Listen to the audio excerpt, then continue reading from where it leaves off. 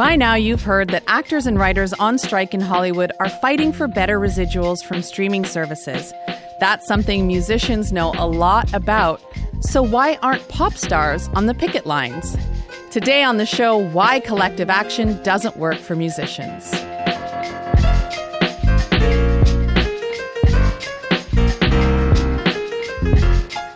I'm Emile Niazi, sitting in for Elamin Abdelmahmoud.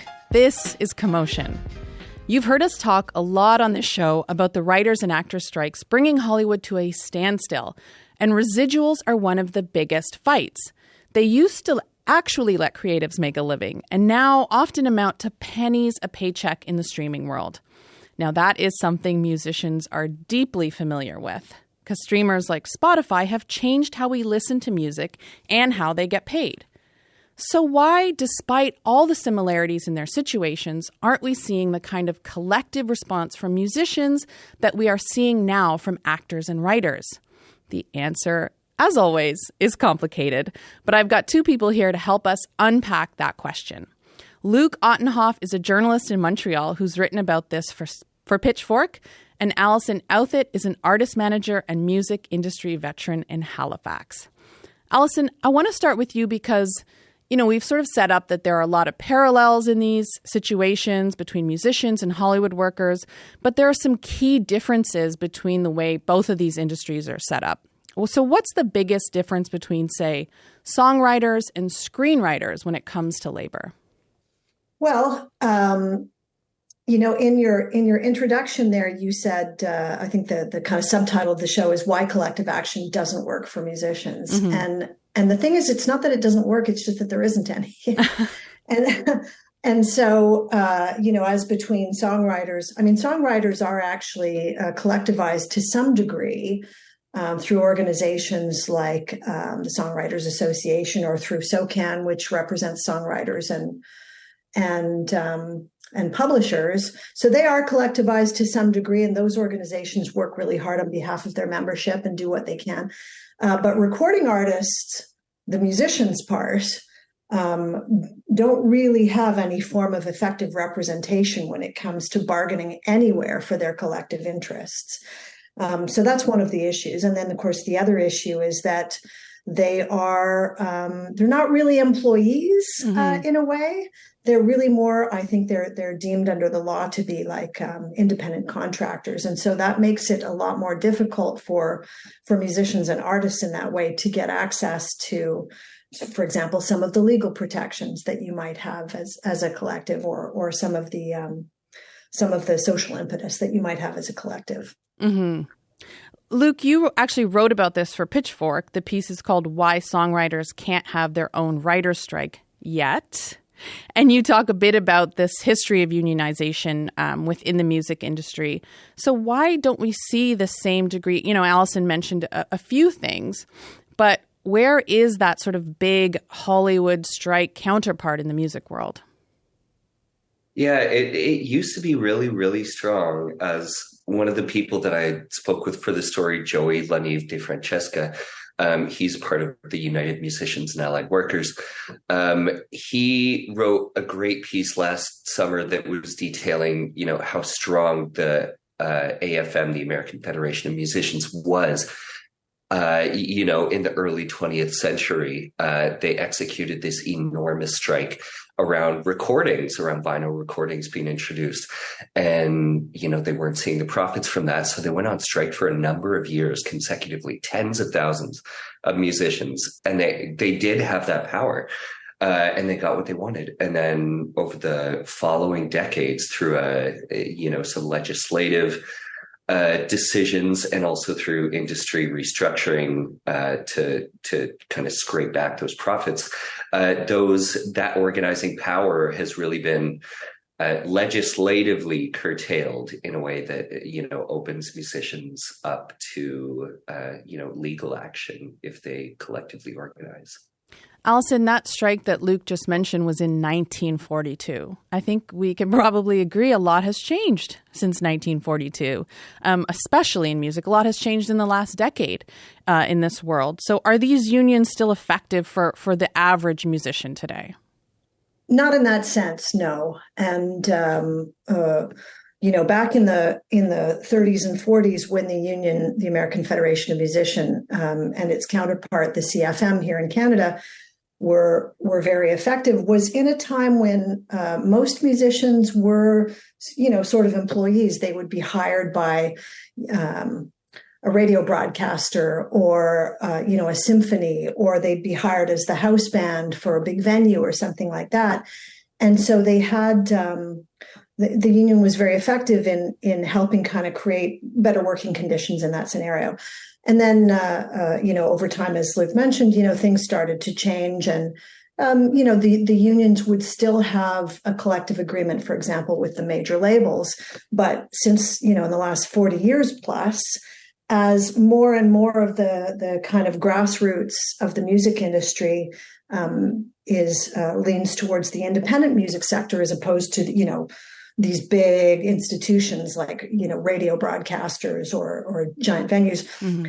That's just not the working reality for most musicians anymore. And unfortunately, the AFM and the CFM here in Canada haven't really figured out how to reorganize their ways of working and being and collaborating and representing in order to capture that.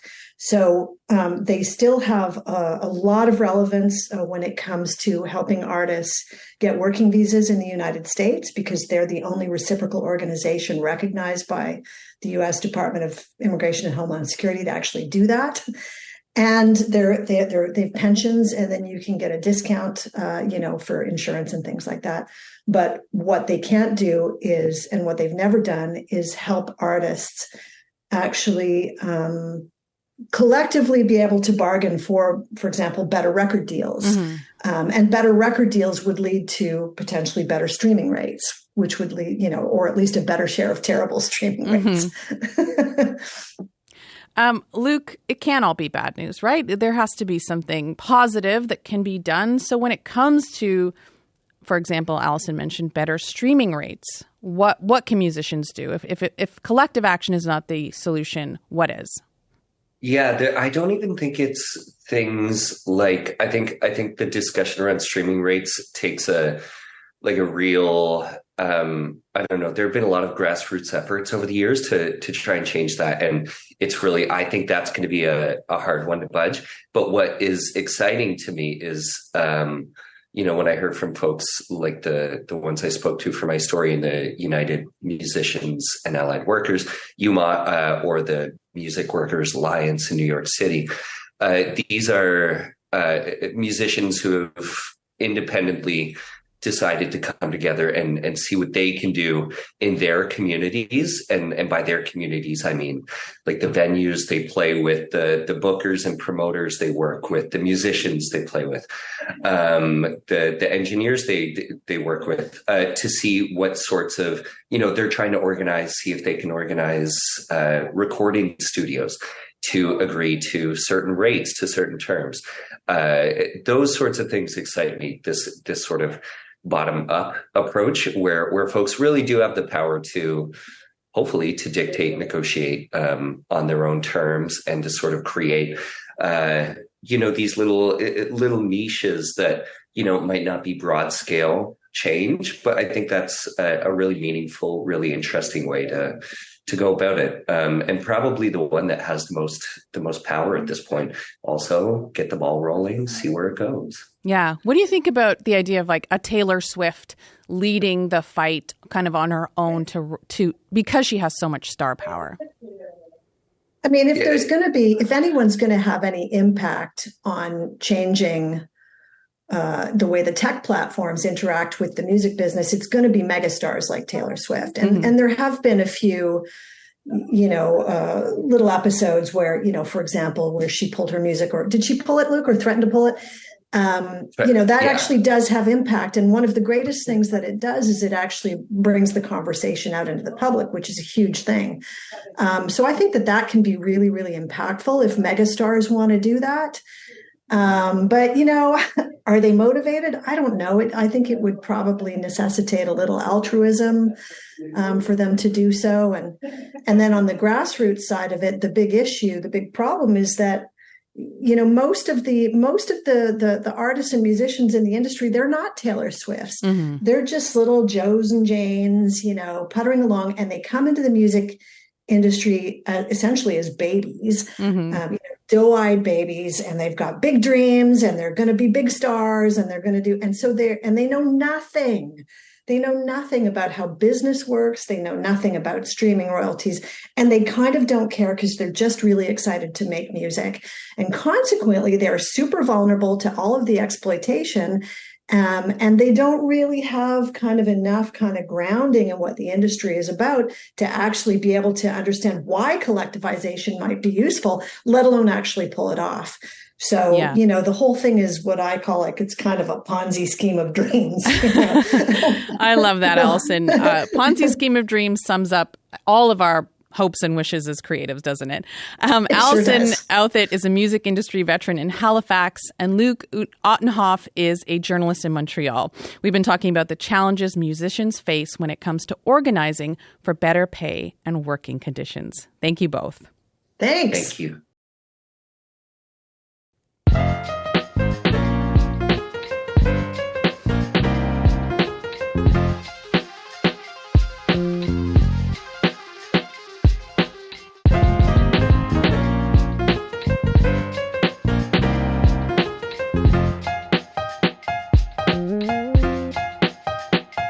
When a lot of us first met Barbie on screen in 1999's Toy Story 2, she sounded like this.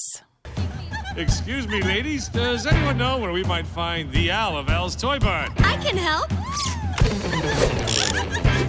I'm tour guide Barbie. Please keep your hands, arms, and accessories inside the car and no flash photography. Thank you.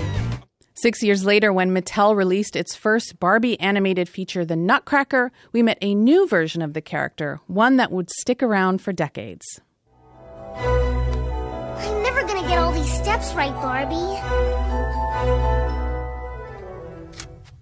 If we keep practicing, you will. You've just got to find the courage to try. Like Clara. Clara? From the ballet? Uh-huh. The voice of that Barbie is Canadian actor Kelly Sheridan. Kelly worked for Mattel for over a decade and played Barbie in over 20 feature-length films. Kelly's Barbie days are behind her now, but she joined me from her home in Vancouver to talk about Greta Gerwig's new Barbie film, the first one for adults. I started our conversation by asking her whether she played with Barbies herself as a kid. Absolutely. Yeah, I was a child of the 80s, so for sure.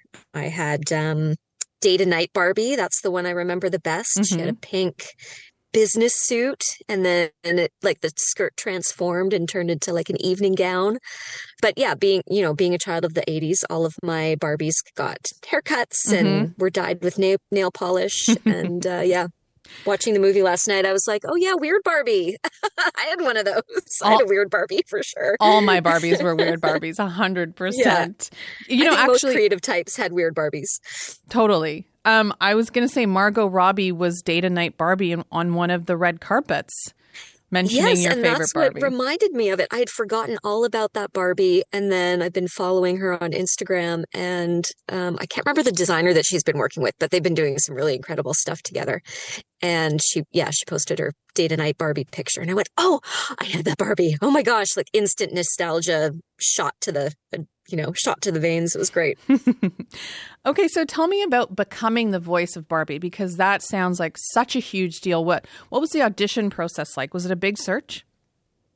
It was. As far as I know, they were searching. It was a big North American search, and they were doing casting calls in New York and LA and Toronto and Vancouver. And they were casting in Canada because the animation, which I believe was Marathon at the time, and then that became Rainmaker, is a Canadian company. Mm-hmm. And so they knew they were going to cast the majority of the cast in Canada. And so they were doing a sweep here as well for the voice of Barbie. And I auditioned with however many other young women were auditioning at the time.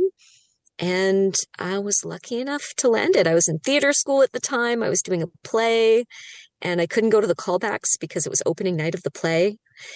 And I remember thinking, well, that's it. I've blown my shot because I can't make the callbacks. But I couldn't, I didn't want to let down everybody I was in the show with. And I guess not going to the callback served me well. So I got the job. That's such a huge deal. And you were just in your 20s when you got that. Like, talk to me about what that felt like to become the voice of Barbie. It was terrifying. It felt like so much pressure. I thought, oh my gosh, I'm going to show up this first day, and 5 minutes in, they're going to realize I'm a fraud and fire me, especially having not attended the callbacks. I thought, oh, they're going to think I'm this diva showing up. But yeah, after the first like half an hour, things seemed to settle in. I realized, okay, they seem happy with what I'm doing. Things are rolling along.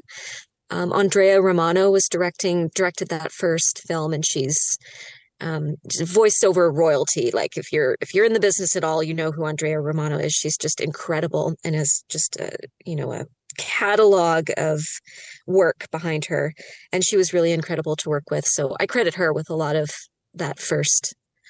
my success in that first film, because she really steered me in the right direction. So.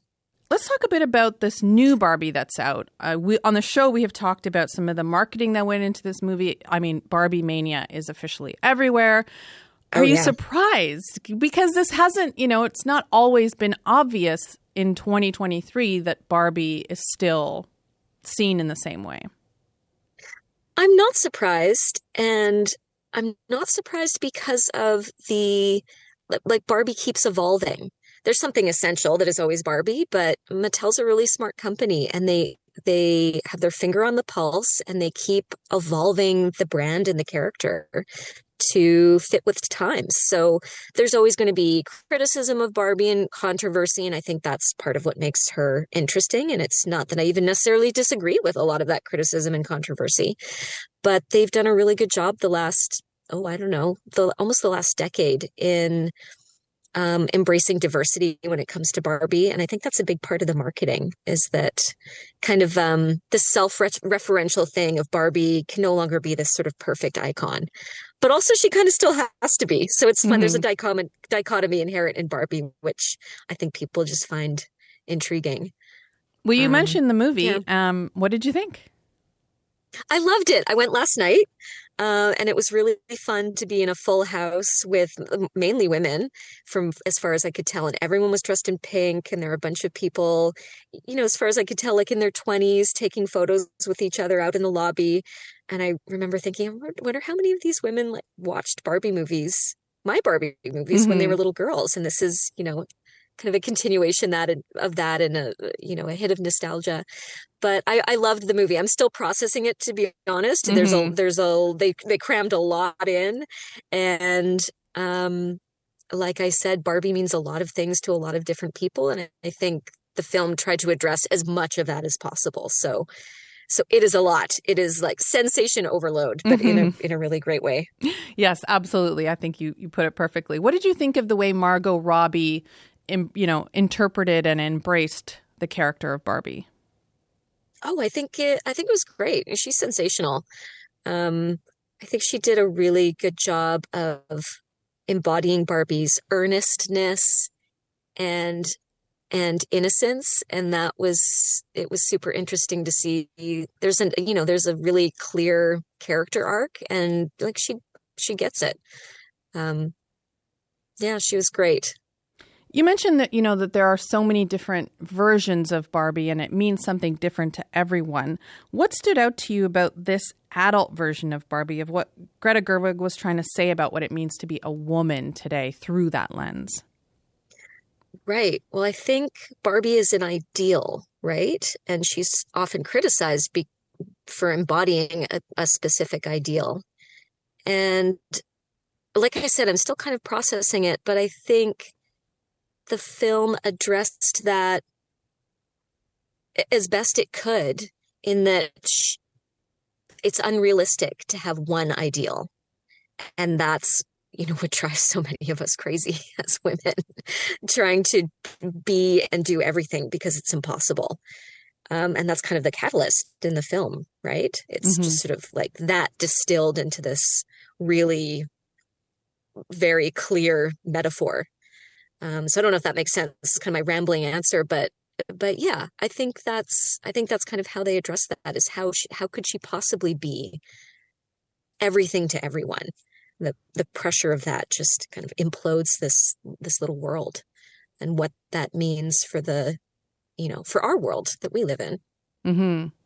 Do you have a favorite movie? You've done so many in this gigantic Barbie cinematic universe, if you will, if I can call it that. Do you have a favorite of all those films? It changes. I'm fickle, so my favorites change from day to day. But I do have a soft spot for Barbie and the Nutcracker because it was the first. Mm-hmm. I got to work with Tim Curry in person, who is just, I'm a big fan of his, and he was, it's so great when you meet idols and they live up to your expectations. He was so lovely to work with and really warm and generous. So that one's pretty special, and it was also a time where I had no idea what any of it would become. I had no idea that they were going to do more than one. And I don't know if they did either. I think it was, let's do this one and see how it goes. But I do love Princess and the Pauper just because it resonates with fans so much.